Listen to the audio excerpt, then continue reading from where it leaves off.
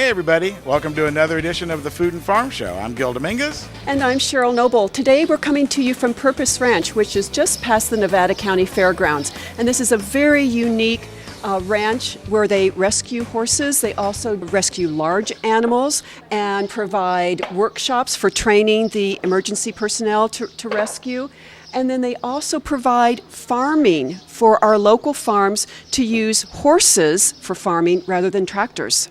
And that's a very interesting way to farm. And of course, horses is how we were farmed here long ago and has a great history. These little ponies that we're looking at right here, I mean, this is about the right size that you want to deal with as she's brushing them right here. Over here, we've got the much larger animals that they're getting ready. We're going to be seeing some demonstrations of log pulling, wagons. We might even get on a horse ourselves, Cheryl. Oh boy, thrills. There's always surprises on this show. It always opens up new experiences, and as we talked about, a different level to experience farming and ranching and being around the farm life. And it gives us an opportunity to highlight the Purpose Ranch and show you what they're doing in our community to help rescue these wonderful animals and actually put them to work and be good use. And connect them with people. They have equine therapy too, and so there's just a lot of different aspects that this ranch offers. Of course, later on in the show, as you know, last week we were at the Nevada County the Farm Bureau picnic. And so we didn't have enough time to get into our ag tour segment. So today we'll be getting back on the bus for part 3 of the Nevada County Ag Tour, and we'll be visiting Dinner Bell Farms, which is an organic farm in Chicago Park, and he's very much interested in doing things the organic way, and I don't think he's tried horses, though. Maybe he doesn't know about it, but we'll hopefully inform him so he knows another aspect to farm instead of tractors. Remember, you can join us every Monday night at 6:30 on NCTV. And that's Channel 11 and Sunlink 16, and also Auburn, ACTV 20, and 24/7 on our YouTube channel, The Food and Farm Show. So let's get started. Yeah, there's lots of activity here, lots of volunteers. We're going to be showing you all around the Purpose Ranch. When we come back after our first break, you're watching The Food and Farm Show right here on the Touchdown Productions Network.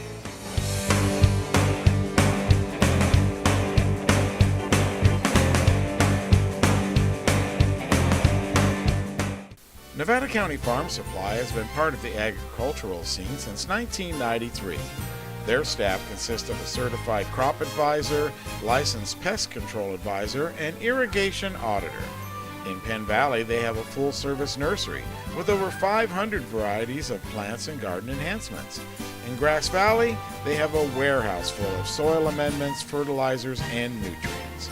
Nevada County Farm Supply, powerful knowledge and innovative solutions.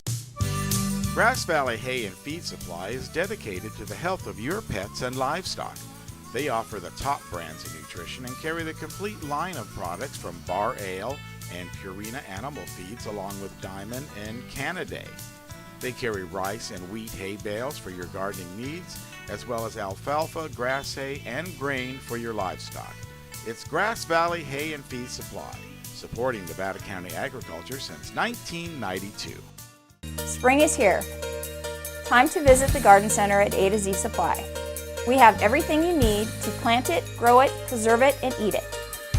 With a master gardener and full-time beekeepers on staff, the Garden Center carries a wide selection of organic plants, along with people and pet-friendly products.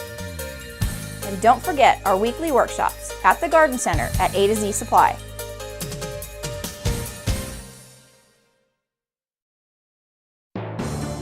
Briar Patch Co-op and Natural Foods Community Market offers organic produce from over 30 regional farms and buys local organic produce from farms like River Hill, Sweet Roots, First Rain, Pyramid, and Mooney Flat.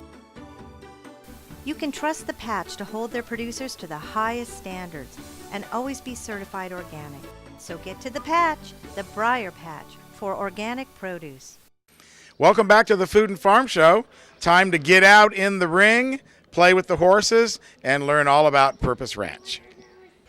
Okay, with me right now is Trish Brown, founder of Purpose Ranch. And Trish, what a great opportunity we have to come learn about it. Thank you so much for letting the Food and Farm Show come down today. Thank you for having us. We're just really excited to have you here and let people know what's going on here at the ranch. Well, we have our very own Cheryl Noble in a wagon right now, or a cart. What do you refer to that as? This is a buggy. It's a four-wheel buggy. It's built for off-road and for on the road. Well, one of the things I'm noticing right away is that you got a little bit of modern equipment there with the rubber tires. Yeah, the rubber tires really help a lot if you if you go on the trails and going up and down the pavement and stuff. That really helps a lot. This cart was specifically designed so that you could take your horse out to the parks. The national parks and the state parks allow this vehicle. Wow, that's very interesting, because a lot of people have horses and may want to do something like that, and they want to stop erosion and other things. Exactly. This one doesn't do a lot of damage. It'll stay on the trail. It fits between all the gates. And it's being pulled single by a draft horse right now, but we can also pull it with a light horse, a regular size horse. Now, this is a rescue horse that we're looking at, right? Yeah, this is Presley, and he's kind of famous. We've had him for 13 years now. We got him when he was 3 months old. He's a Premarin rescue, which means he's a byproduct of the hormone Premarin that they make, and the babies get kind of tossed to the side. So butchers up in Canada actually bid on the babies, raise them for a couple of years, package them, and sell them as meat for human consumption. And usually Canada, India, places like that eat horse meat, like we eat beef. So now we're watching Cheryl come around here, and she's being instructed. And our instructor today, his name is? This is Evelyn, and Evelyn came and took one of our driving classes. And what we do when somebody learns to drive with us, we invite them to come back and help teach all the future classes. And so she's actually taken one class and came back as a safety assistant 3 times now. So this is her 4th time teaching somebody to drive.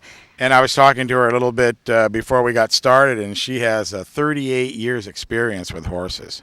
Yeah, she's really an experienced horsewoman. She took to the driving. This is addicting once you start driving your horses. You're going to be buying a lot of harness and equipment and stuff. And Evelyn helped us with the farm days out at Bluebird Farms. We plowed and disked out there. And our ideal goal is for a horse to be rescued but then have a job. To rescue him and put him in a pasture does nothing. So this horse is very versatile. He'll ride Western English, he'll drive, he'll pull a wheeled vehicle, he'll pull farm equipment, he'll work with a partner, and we also do a little bit of vaulting exercises with him. And he has been at the Draft Horse Classic and has gotten 5 blue ribbons at the Draft Horse Classic, so not bad for a rescue. Wow, a repurpose. So, and speaking of purpose, as we watch Cheryl now, it looks like she's got the reins a little bit. What are we watching her do? Okay, so what Cheryl's doing is her first time on the reins. Evelyn took the horse around and made sure the horse was responding appropriately, that everything was kind of tuned up. And now, as Cheryl learns to drive, Evelyn will be there to assist her and just kind of teach her the feel. It's not as hard as driving a car, actually. It's a lot easier, but you have to get that nice relaxed feel because you're communicating with the horse through the reins. And so that's all she's got to learn is the feel, and the basics are we use G and Ha, so our horses are voice controlled. So if Cheryl gets in a bad way, Evelyn can actually just talk to the horse and kind of help him out. It's kind of like a student driver having the instructor having the extra brake pedal. Exactly. That instructor's got the brake pedal and a steering wheel just with her voice. And this horse has been used to teach a lot of people, but all the horses we train, we don't use just specific horses for training. Just using that horse to teach a novice driver rounds out the horse's experience better. So when we teach a new horse to drive, we have him with experienced drivers at first, but as he starts to get comfortable, we start introducing novice drivers to him. And then that way our horses, every horse that we teach to drive is well-rounded. So while they're coming around here, let's talk a little bit about the ranch. It's obviously your passion. What made you think of doing something like this? Well, the history behind this is I had horses as a kid. My dad was very much a horse breeder, and us kids grew up around the horses. But my dad was one of those guys that yelled at horses all the time, and the horses were usually a nervous wreck. my mom and dad divorced, and we lost the horses, and that's when I realized how much they had meant to me, because both my sister and I, when things were stressful in the house, we'd go out to the barn. And so we hung out at the barn with the horses a lot. And after the divorce, all my friends that used to have horses no longer had horses, and I found myself hanging out at their barns and just smelling the manure and mucking the stalls. And it really wasn't about the riding, it was about being close to them and around them. Unfortunately, kids being what they were, my friends kind of ostracized me because I no longer was a horse person. And I remember at about age 11, I was in tears, devastated, and I made a promise to God that if I ever had horses, I'd share them with everybody. And that is the premise behind Purpose Ranch. Wow, that is an awesome story. As well as a very powerful statement about divorce and how it affects young children. So many times people pay lip service to that without realizing the real effect of a divorce. Well, that's the other thing we do here. We have a lot of families. We have single parents and families that are going through divorces. We had one family that actually divorced while they were members, which is not a good plug for the barn, but they did use the horses for the kids. They came out and they had their discussions near the horses, and if you can say what you need to say to somebody next to a horse without negatively affecting the horse, you're saying it right. And so we do therapy with the horses also. We use them for equine therapy. We have Purpose Ranch is just become a multifaceted thing. As new people come in, we do more and more things. So it's about riding. It's about teaching people to be good caregivers for the horses. They learn to drive. They learn to do jumping. They learn to do farming. They learn to do therapy with the horses. We teach them how to rescue the horses. If a horse goes down, what do you do? And people don't know, it's a little known fact, you can call 911 and the fire department will come out and they can help you. And so this is one of the draft horses, but we have all sizes of horses. This is a draft. The regular size horse that most people are used to picturing in their mind is called a light horse, and we also have a pony, and we have miniature horses. And so you'll get to see a little bit of all those today. That's going to be very exciting. And, of course, the first thing we're doing here, Cheryl, is still getting her lesson on the wagon. So what is she explaining to her right now? How to handle the lines and how to talk to the horse. So what we're watching when somebody's driving is we're watching the horse. Is the horse understanding what's being asked of it?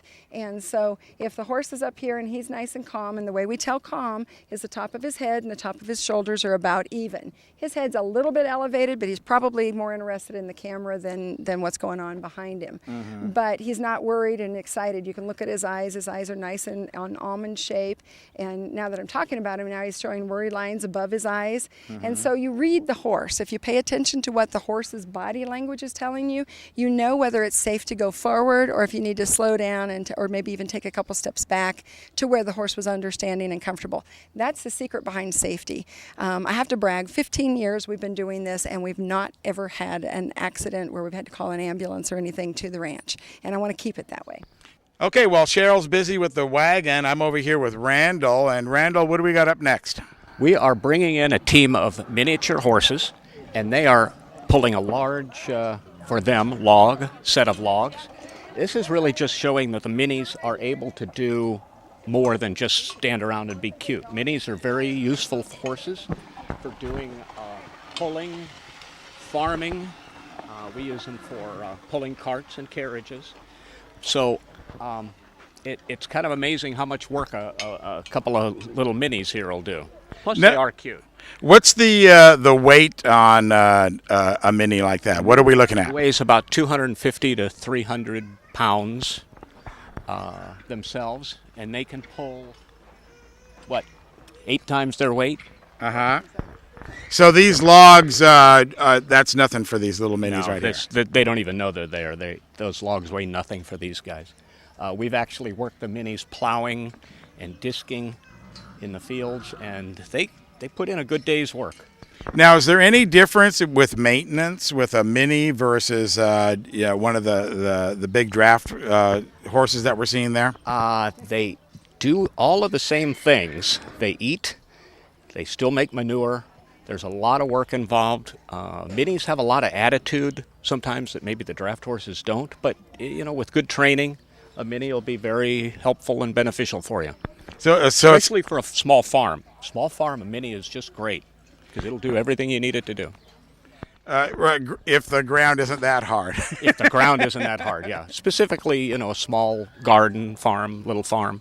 I wouldn't want to plow 10 acres with them, but, half an acre, you'd be doing pretty good to have some minis working. So in attitude, it might be like a Chihuahua or something like that, where they're fearless and they're little, but it's not the big Great Dane or the big German Shepherd. That's true, and these minis will stand up to the big giraffes any day of the week, and the bigger horses are a little afraid of them. So what is this girl doing now with the reins? She's driving. It's pretty much the same thing they were doing in the cart, only when you're farming, you actually aren't riding the horses. You're driving behind them. It's called driving. And this is one of our students, and she's a pretty good driver. So you want to make sure that those back angle irons there aren't going to hit their legs? Correct. And the harness should, if put on properly, should protect that. And even if that horse were to back up a little bit and get a chain around a leg, they're pretty much trained to not go crazy with it. They'll relax and wait for you to fix it, hopefully. His hind leg was over the place. Yeah. So what we're looking at here is we got a lot of action happening here in the arena. Well, because we do a lot of things here at the ranch, there's always something going on, and it's not always farming or driving. It's Willow in the middle there is doing some training with a horse that now she's working with. She's doing a figure 8 there with some barrels. Yeah, and you notice she's got hardly any control other than the lead rope, and she's getting that horse to do what she wants it to do. That's the kind of connection we're looking for with the horses with people.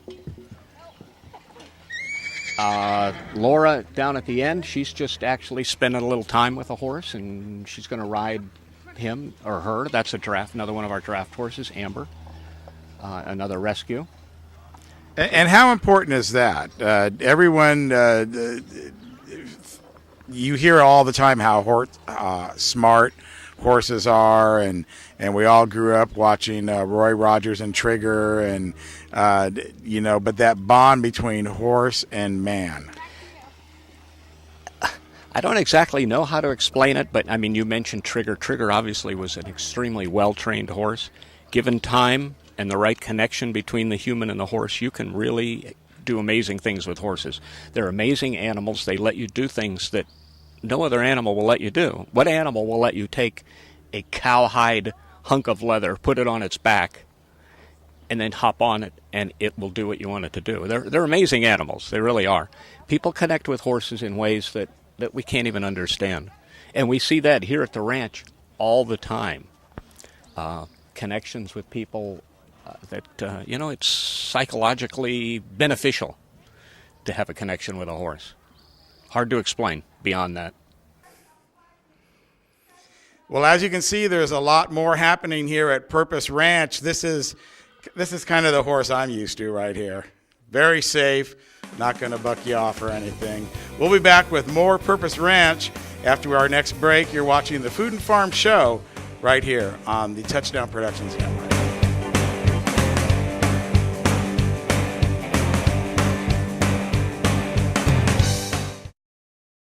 Anything Green Hydroponics is your source for hydrosystems, grow lights, and soils. Anything Green offers a complete range of organic nutrients as well as fungicides, miticides, and predatory bugs. Anything Green Hydroponics has just received this year's soil. Get your totes, pallets, or individual bags. Stay tuned for future workshops. It's all at Anything Green Hydroponics. Grass Valley Hay and Feed Supply is dedicated to the health of your pets and livestock. They offer the top brands of nutrition and carry the complete line of products from Bar Ale and Purina Animal Feeds along with Diamond and Canaday. They carry rice and wheat hay bales for your gardening needs, as well as alfalfa, grass hay, and grain for your livestock. It's Grass Valley Hay and Feed Supply, supporting Nevada County agriculture since 1992. Spring is here. Time to visit the Garden Center at A to Z Supply. We have everything you need to plant it, grow it, preserve it, and eat it. With a master gardener and full-time beekeepers on staff, the Garden Center carries a wide selection of organic plants, along with people and pet-friendly products.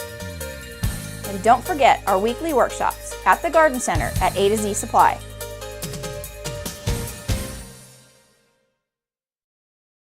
It's time to visit the newly remodeled B&C True Value Home and Garden Center.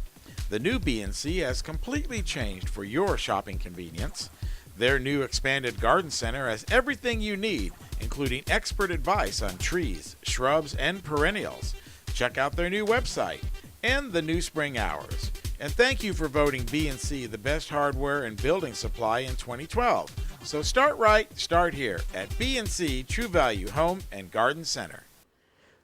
Welcome back to the Food and Farm Show. I'm enjoying a little side saddle adventure. Let's meet now Jason, who is a volunteer with the Large Animal Rescue Service. Okay, now we're back inside in the educational room, and another service that Purpose Ranch provides is the Large Animal Rescue, which is one of only 3 in the state of California. And with me is Jason, who is a full-time firefighter in Smartsville and also a volunteer at Nevada County Consolidated, and we're going to learn a little bit about the mechanics of rescuing a large animal. Yep. So today we're going to go over this harness that we have set up here out of fire hose. All this fire hose is just a simple piece of wildland hose that we carry on every fire engine. So as a firefighter, if I get dispatched to an animal rescue and I need to put this horse in a lift right off the bat with my rope rescue equipment that I have, and a chunk of fire hose, we can set this up for a 10-minute lift without damage to the horse's internal organs at all. So you get a call through the 911 system, right, that there's an animal that needs rescuing. So then, and what if it's upside down? How do you get all of this onto the horse that's distressed? Well, we'll try, if it's upside down, we'll actually try to roll the horse over with a big toe strap. We have techniques with a big toe strap where we'll slide it underneath the horse, and then we'll get guys on ropes or a bunch of staff, and we'll roll the horse over onto its side, or maybe even laying down somewhat, where we can get this harness set up safely and properly. On that. And then how is it, once you get all of this on, then it's hoisted up from the fire truck? It can be hoisted up off of a ladder truck, or we can set up a system in a large tree where we could hoist and do some mechanical advantage with ropes. As well as Nevada County's Large Animal Rescue Unit, we have a bipod that was purchased through donations, and we can set that bipod up and lift an incredible amount of weight with that bipod and actually lift the horse up. We can take a horse that's down on a hill, set the bipod up at the top of the hill, and lift the horse actually up off the side of the hill back up on the level ground. How many of you are down there with the horse trying to put this on? You can do it with a minimal of 3 people. So it's a very personnel extensive type rescue. The rescue we had on Tuesday, we had upwards of 7 people there, and that wasn't including the homeowners that were in the middle of the rescue with us. How long does it typically take to get a horse back up? The rescue we had on Tuesday in Penn Valley's district took us about 3.5 hours to get the horse lifted up, and the homeowners, unfortunately, were trying to work with the horse for another 6 hours before that. And then you had one before that on the Tevis Cup, which is a 100-mile endurance. What happened there? That one, the photographer, unfortunately, had spooked the horse. The horse was a younger horse, so easier to spook. And that area is an extremely steep terrain and really hard to access, and the horse fell down the steep grade. And it took us about 2 hours to get there from our access point. And then we were there for well over 8.5 hours that day. Gosh. And then are they examined, I'm sure, for injuries afterwards? And yes, we have a list of vets that respond with us.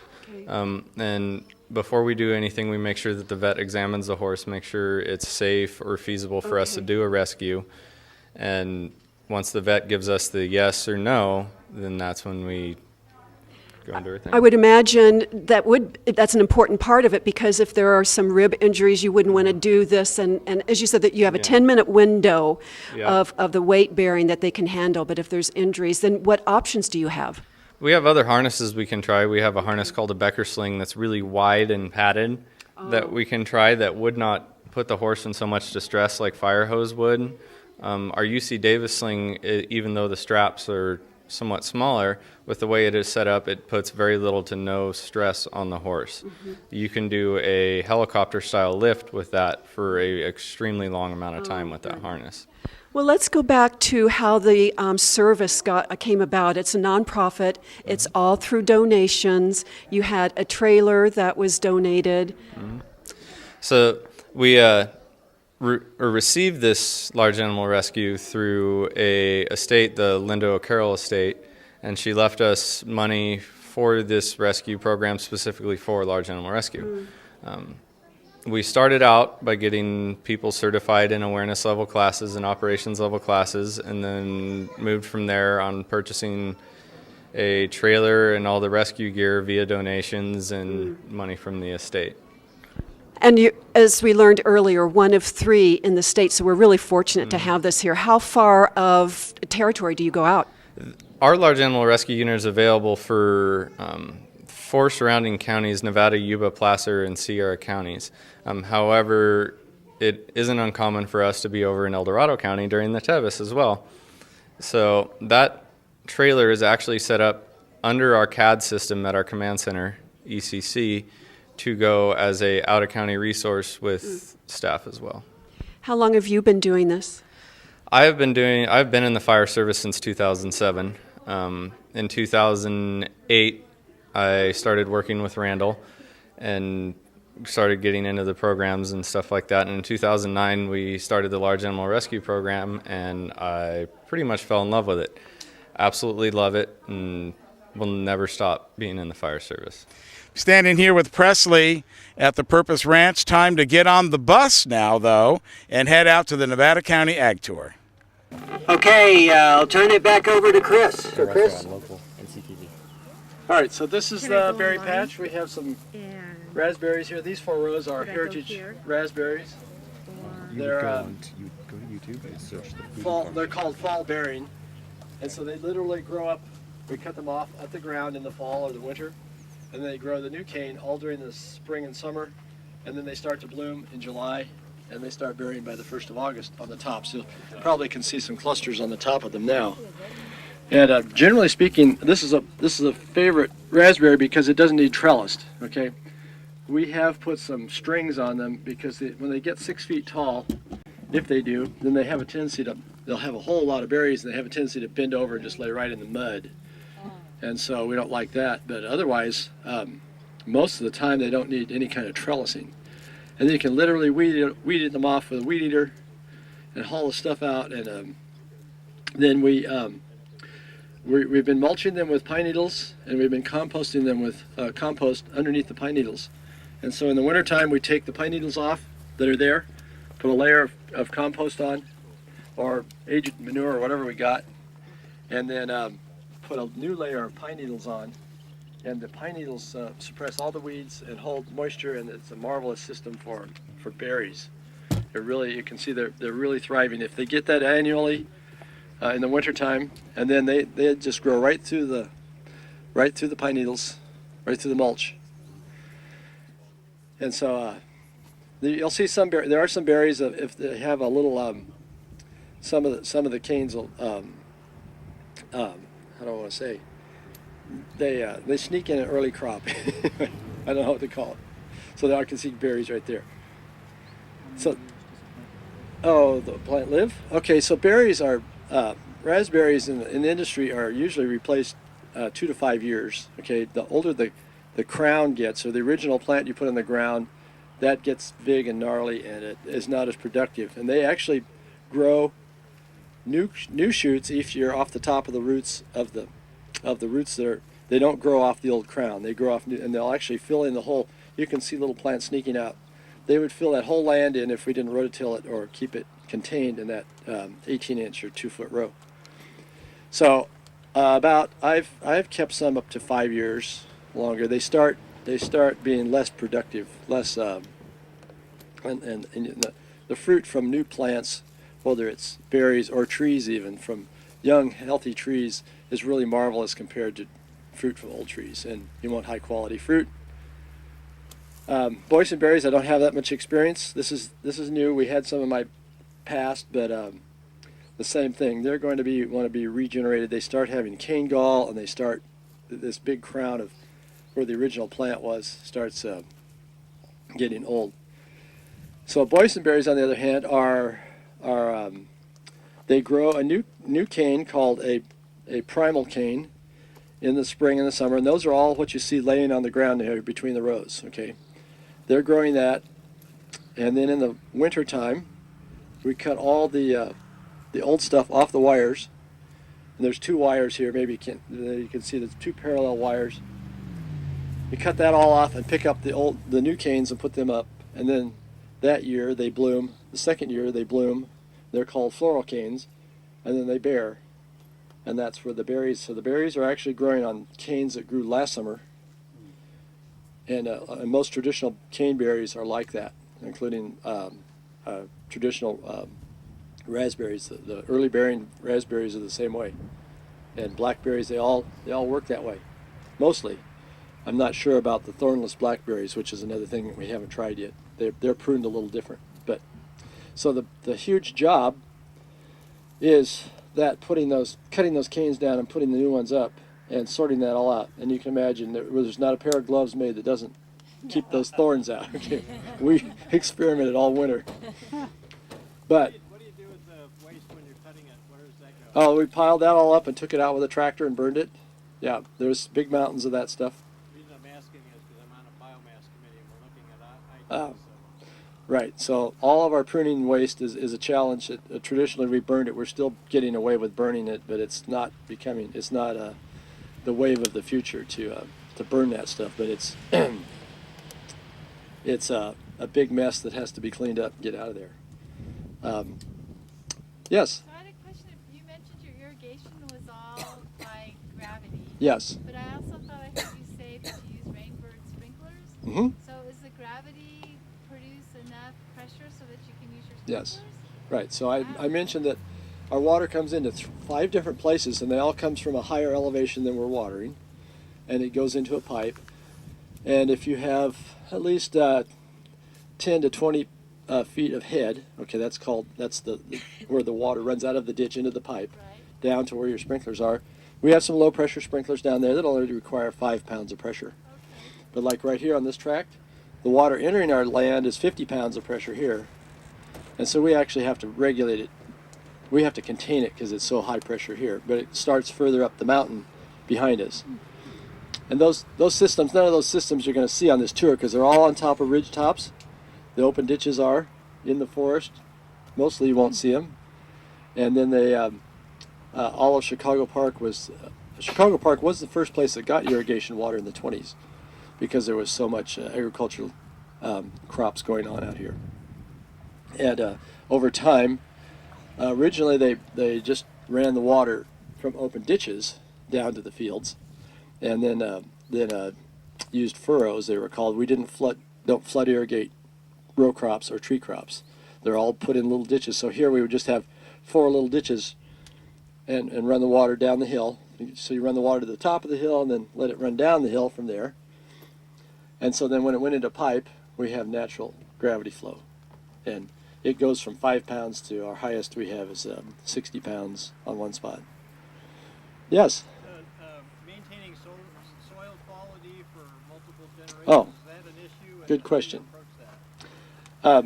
Naturally, the foothill soils are adapted to trees, okay? So apple trees are related to pine trees. Apple trees are related to oak trees.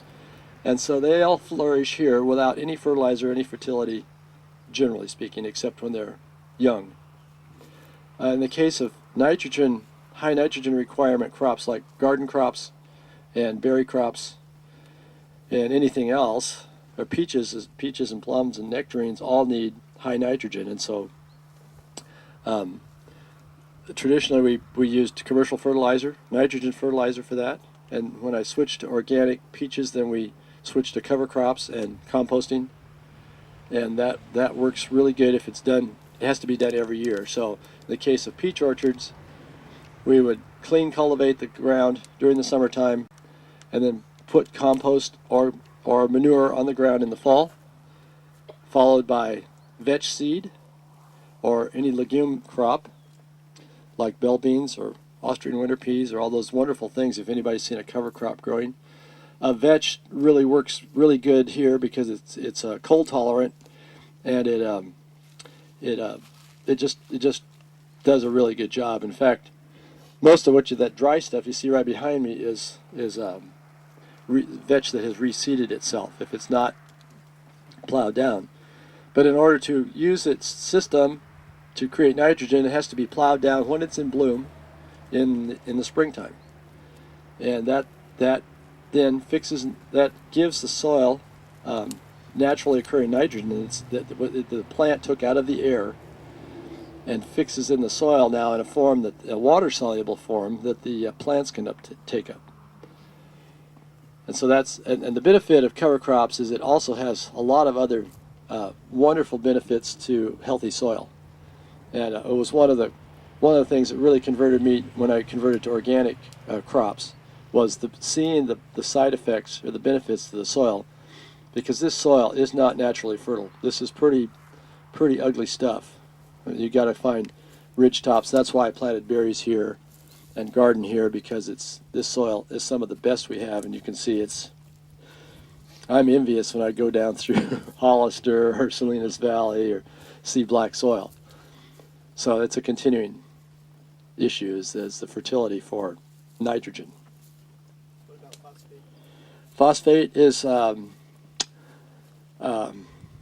the clay soils bind up phosphate pretty bad and hold it. So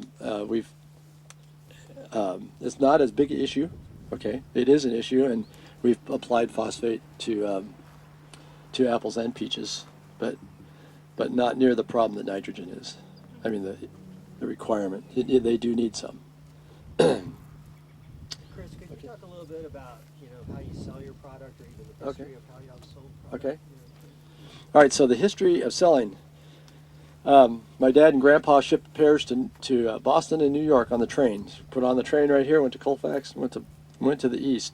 Of course, everybody was shipping to the east, and then we started shipping apples and pears to Los Angeles when trucking became viable, and so I grew up in total wholesale business. We wholesale meaning we shipped our product all to a wholesale distributor. All of our apples, most of our apples, except for the part where we had people driving in and wanted to buy some, but we were not promoting local sales, or we were, when you got 20,000 boxes, and you move one to a customer or 1,000 on a truck, which do you do?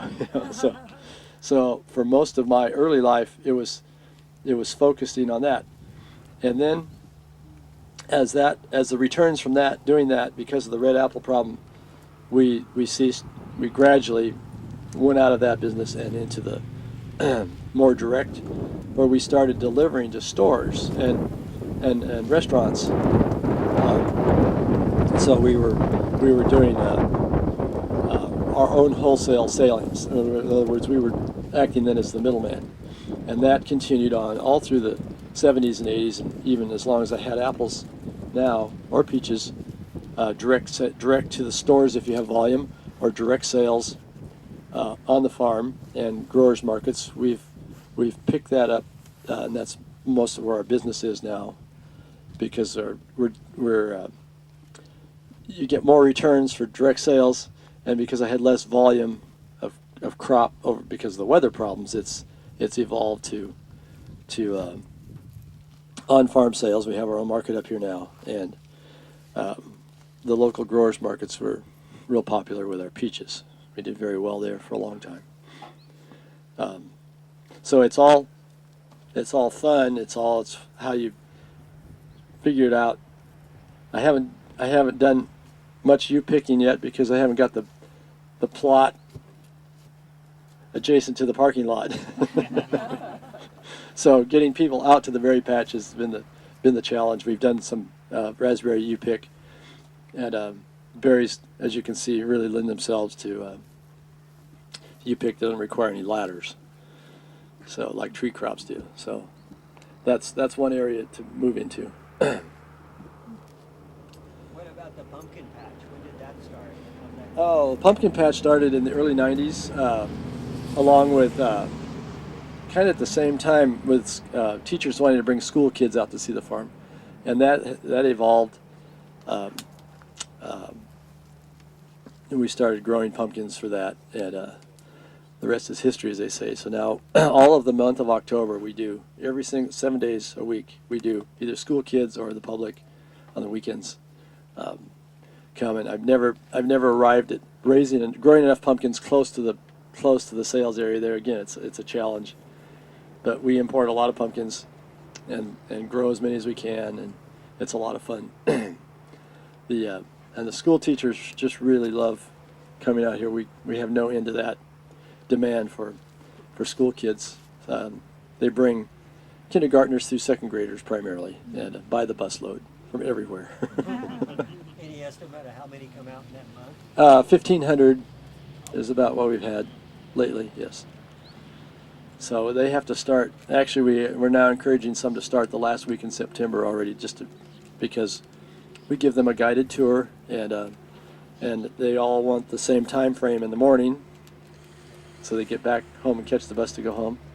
So they all want to come in the morning, and they all want to bring a lot of kids. So to keep them corralled, we regulate it pretty tight, and that's a lot of fun. Okay. So anybody want to taste a voice? Here's a picker over here. Casey, wave. This is Casey. Other pickers all must have heard we were coming because they're down at the other end of the field. No, I suggested they go down there and pick. They always start here, and then down there doesn't get finished. So there's a lot of berries further down. So you're welcome to come in and walk in and take a look at the if you have time, Jeff. Yes. I have to be the ruthless facilitator. Yes. The tour. Once again, yes, the timekeeper. The timekeeper. So we're running a little bit behind, but I'm glad, Chris, you were able to answer all the questions. Yes. So I really appreciate this. Okay. This does not have drip tape in it. We're still using sprinklers in here. Yes, you'll see some right down here in the garden, though. There was T-tape. All right, Chris. What's that? The lure of the berry. The lure of the berry. Hold on. Lure of the berry. Okay, so I'll give you 2 minutes to find your one berry, and we have to load.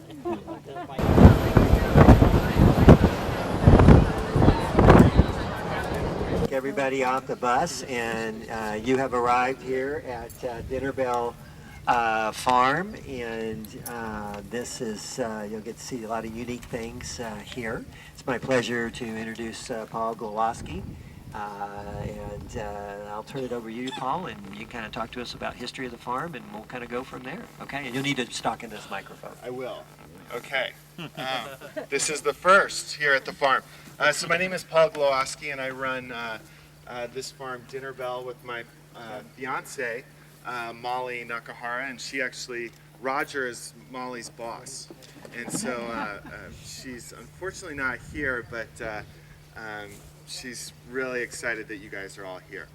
And so briefly, what I'll say is Dinner Bell, this is our 4th season up here in the foothills. I've been farming for almost a decade. Was farming on the coast before that, and then in Kentucky before that. And my motivation for getting into farming was really primarily around nutrition for people, so that they could do good things in their lives, and do great at their jobs. So hopefully, we're a long way from accomplishing our goals of building a self-sustaining and sustainable farm, but we're beginning. So what I'll say briefly is the farm itself here is 30 acres, and we lease 3 pieces of land from 3 different landowners, and then my 4th landowner is Chris Bierwagen, the Bierwagen family. We lease almost 20 acres down the road and pasture animals, chickens, and pigs down there. So we'll do just a quick walkthrough, and you'll see some of the highlights and maybe some lowlights of the farm, but it's a diverse farm, so we're row cropping fruit, flowers, and vegetables. We also pasture animals and grow a lot of grass. So great. So let's just follow me, and we'll take a look at some of our chickens that we're going to be harvesting tomorrow.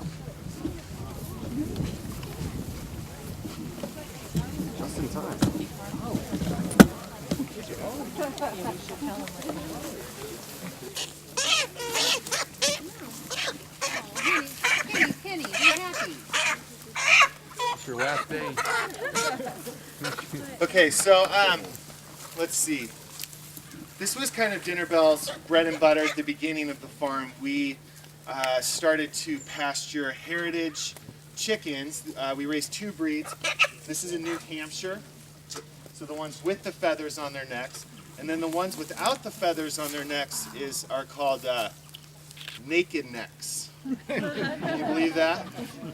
In Hungary, it's Kopis Nyuk.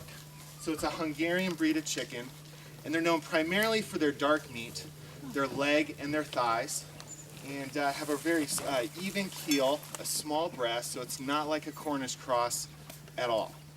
And they're very good foragers, so clearly the chickens were just where you guys were standing, 4 or 5 days ago, right? And they came on the pasture that y'all were on. And as we walk back through there, look at the regrowth of the grass as you walk by. That's 8 days, 2 weeks. You see this amazing regrowth on the grass. But you can see, and the chickens aren't just matting this down, they're eating the grass. And so we raise these breeds because they're strong foragers. The flavor, it tastes like, people say it tastes like chicken. Real chicken. So I have a lot of customers who grew up in maybe Latin America or in Europe or these places where they're used to real tasting chicken. And then we wholesale to restaurants in San Francisco and in Oakland. We sell at farmers markets in Auburn, Truckee, and then we run what we call our meat club, and that's where we deliver fresh chicken, pork, and duck eggs to customers in the Bay. Yeah. And then what I'll say is the farm is open. On Fridays, people can come to the farm and get fresh slaughtered chicken that we slaughter at a USDA facility in Sacramento, bring back to a certified kitchen. We bag those suckers and then we sell them. You can come to the farm and then we go to the farmers markets. Okay?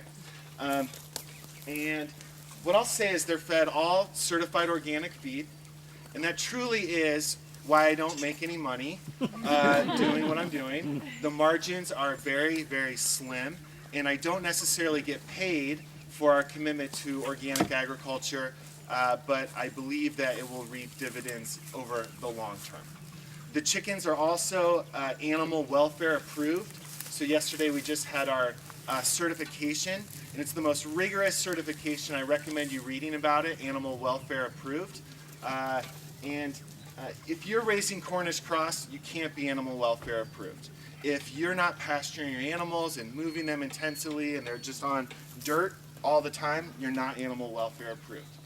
So it's a very strict certification that represents what we're doing here. And so what I'll say about the chickens is every day there's feeders in front of the shelters. We move the feeders a spot and a half forward, and then we fill the feeders, and then we move the shelters a spot and a half. And when they get to the end of this paddock of the electric netting, then we move the whole paddock, and they don't go on the same ground for a year. So it's very, very intensive management, but that spreads the fertility over a long, over a wide area, and reduces or eliminates actually disease that would build up in the soil. It also, I don't deal with manure problems. I don't have cesspools. I don't have things that I have to deal with. It's all right here and goes to the grass, which will hopefully go back to these animals and other ones in the future. So, Jeff, do we take quick questions, or do we just keep walking, or what do you want to do? I think it's better than keep walking. Yeah. But we can have questions after that. The last thing I'll say is that the chickens, we slaughter the male New Hampshires at 9 weeks and 2 days. Wow. We slaughter the male naked necks at 10, the female New Hamps at 11 and 2, and then the female naked necks, and then we're on to a new round. So when we start slaughtering at the beginning of the year, we slaughter all the way through Christmas. Yeah, so every single week. And believe it or not, that is for at least 4 weeks, or twice as long as a Cornish cross would take. So they grow much, much slower, and that's really the flavor and all that good business. Approximately how many birds do you run through here? There's groups of 800. Wow. And we run 8 groups over the course of the year. So you can do some math. 800? And so do you hatch them out yourselves, or We do not yet, but I'm building an incubation hatching room here on the farm to be able to do that. What do you do about predators? So you ordered chickens? Merle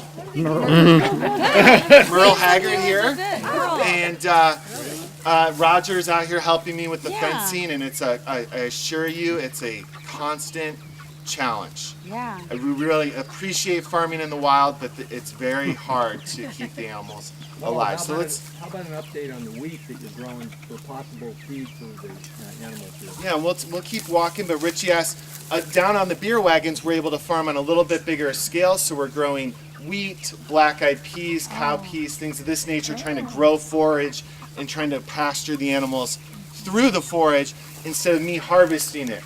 So that's just a little bit of an experiment. So we'll keep walking. The grass you're walking over was where the chickens, or the ducks were 2 weeks ago. So you can see that it comes back very quick, very lush, and we'll save this pasture for pigs, and then chickens or ducks won't be on it again for a year. Then we also row crop vegetables, so we specialize in like specialty peppers. Down on your right, Molly was growing sweet peas right down there the middle, and then clearly we've got some strawberries growing. So we do a very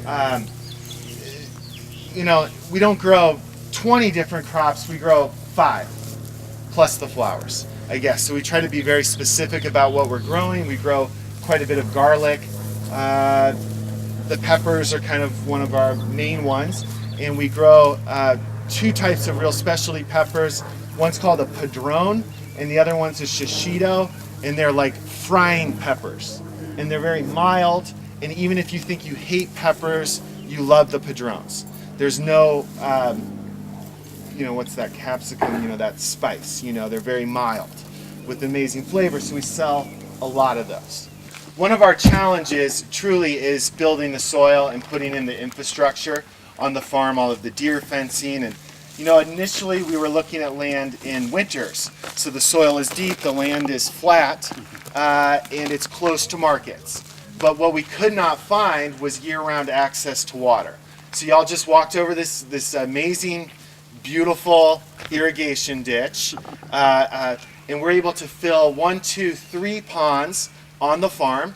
And with NRCS, we're beginning to equitably distribute water over the whole farm versus just relying on 1 or 2 sources, and so that's been a big deal. But it's really challenging to put in.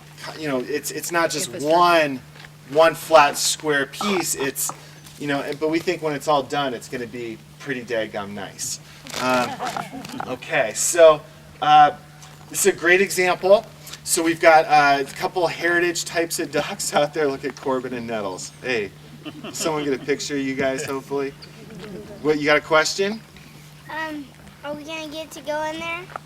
You can. You want to go in there? Why don't you walk in here? Here, Corbin, I'll put the fence down. It's not on. All right. Why don't you walk over there and see what happens? The ducks are not independent thinkers, the opposite of this group, I'm sure. This is a great example. We were growing salad mixes, baby chard, baby kale, things of this nature. And then as that crop was done, we moved the ducks in. It's amazing forage for the ducks. There you go, nice and gentle, Corbin. You heard those guys. Oh, wow. Pretty's a dog, huh? Okay, whoa, Corbin, whoa, right there. Okay. Why don't you wait right there, Corbin? Corbin. Right there. That's great. Okay, so we're riding high in the saddle here at the Purpose Ranch. What a fun day this has been. Not every day you're going to see Gil Dominguez up on a horse. But these animals are so wonderful, and as we said, you can use them for your own local farming here. And if you want to become a member of Purpose Ranch, that's the best way to get involved. Give them a call. They'll be happy to talk with you and show you how that happens, and then you too can come on out and participate and learn all about horses, Cheryl. This was an incredible day. For more information on Purpose Ranch, go to purposeranch.com. Be sure to join us every Monday evening at 6:30 p.m., Channel 11 and Channel 16, and also ACTV Channel 20. You can watch us whenever you want, 24/7 on our YouTube channel, The Food and Farm Show. So for Gil Dominguez and me, it's time to say happy trails.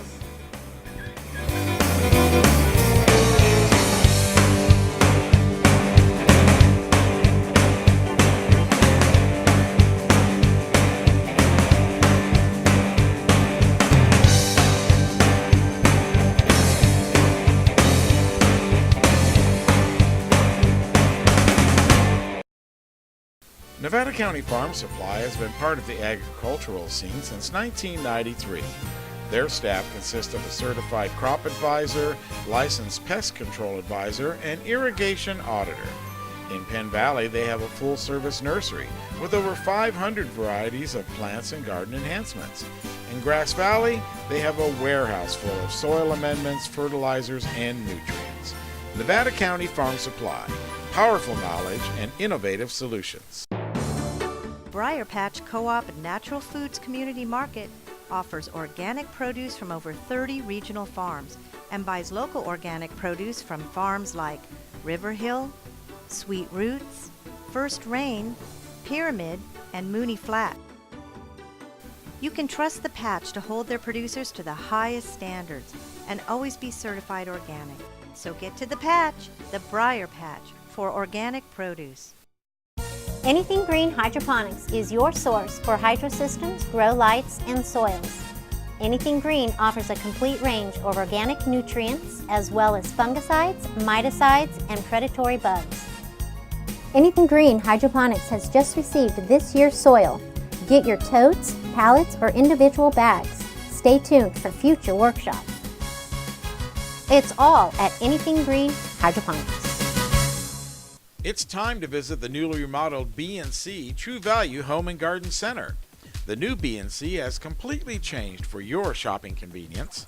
Their new expanded garden center has everything you need, including expert advice on trees, shrubs, and perennials. Check out their new website and the new spring hours. And thank you for voting B&C the best hardware and building supply in 2012. So start right, start here at B&C True Value Home and Garden Center.